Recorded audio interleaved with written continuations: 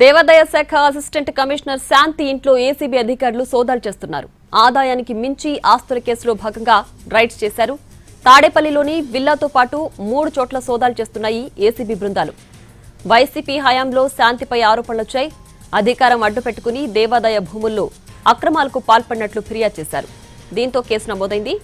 కొన్ని నెలలుగా సస్పెన్షన్లో ఉన్నారామా, అడ్డదారిలో ఉద్యోగంలో చేరినట్లు కూడా అభియోగాలొచ్చాయి.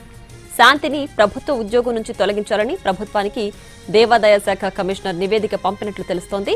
పోస్టింగ్ ఇవ్వడంలో కూటమి ప్రభుత్వం జాప్యం చేసిందంటూ కోర్టును ఆశ్రయించింది శాంతి. న్యాయస్థానం ఆదేశాలతో ఇటీవలే తిరిగి విధుల్లో చేరారామా.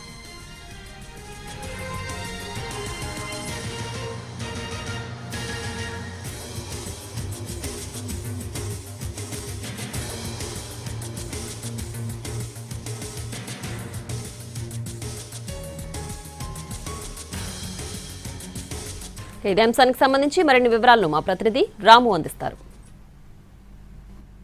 అసిస్టెంట్ కమిషనర్ శాంతి ఇంటి వద్ద ప్రస్తుతం ఏసీబీ దాడులు అయితే జరుగుతున్నాయి. ఇవాళ ఉదయం నుంచి కూడా దాడులు జరుగుతున్నటువంటి పరిస్థితి అయితే ఉంది.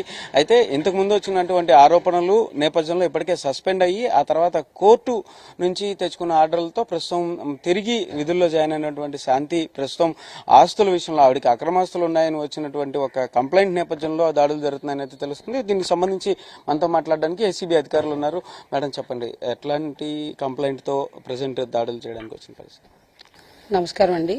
ఈ విషయమై ఆల్రెడీ ఏసీబీ విజయవాడలో రేంజ్ ఆఫీస్లో మనకి ఆరి నడుస్తుంది. అలాగే మీడియా కథనాలు ఇతరత్ర ఇన్ఫర్మేషన్ మా ఇన్ఫర్మేషన్ బట్టి డీజీ గౌరవనీయులైన అతుల్ సింగ్ సార్ ఆదేశాల మేరకు మా director madam and Jayalakshmi IPS madam and మా జేడీ సార్ సురేష్ గారి ఆధ్వర్యంలో ఇవాళ మనం నిన్న కేసు కట్టడం జరిగింది. 5RC అని చెప్పి ఆదాయానికి మించిన ఆస్తులు డిస్ప్రపోర్షనట్ అసెట్ కేసు అంటాము. ఆ అసెట్ కేసు కట్టడం జరిగింది. ఆ కేసు కట్టి సర్చ్ వారెంట్స్ తీసుకొని శాంతి గారు అలాగే వాళ్ళ కుటుంబ సభ్యులు ఇళ్ల మీద అంతా కూడాను సోదాలు చేయడం జరుగుతుంది. సోదాలన్నీ కూడా ప్రాసెస్లో ఉన్నాయి. వాటి full and final result the end of the ఇది మీకు ఫుల్. మేడం, అయితే ఇంతకు ముందు ఆల్రెడీ దేవాదాయ శాఖలో అక్రమాలు చేశారు, భూముల ఆక్రమణలు ఇలాంటివన్నీ కూడా వచ్చిన నేపథ్యంలో ప్రస్తుతం మీరు ఆ డాక్యుమెంట్స్ ను కూడా వెరిఫై చేస్తున్నటువంటి పరిస్థితి ఇందులో ఏమైనా ఉందా? అది సెపరేట్ ఎంక్వైరీ నడుస్తుందండి. This is disproportionate assets case. అంటే ప్రస్తుతం అంటే ఆస్తులకి సంబంధించి అంటే ఇక్కడైనా ఇంకెక్కడెక్కడ ఇంకా వేరే మిగతా ఎక్కడ ఏ చోట్లలో దాడులు జరుగుతుంది? ప్రిలిమినరీగా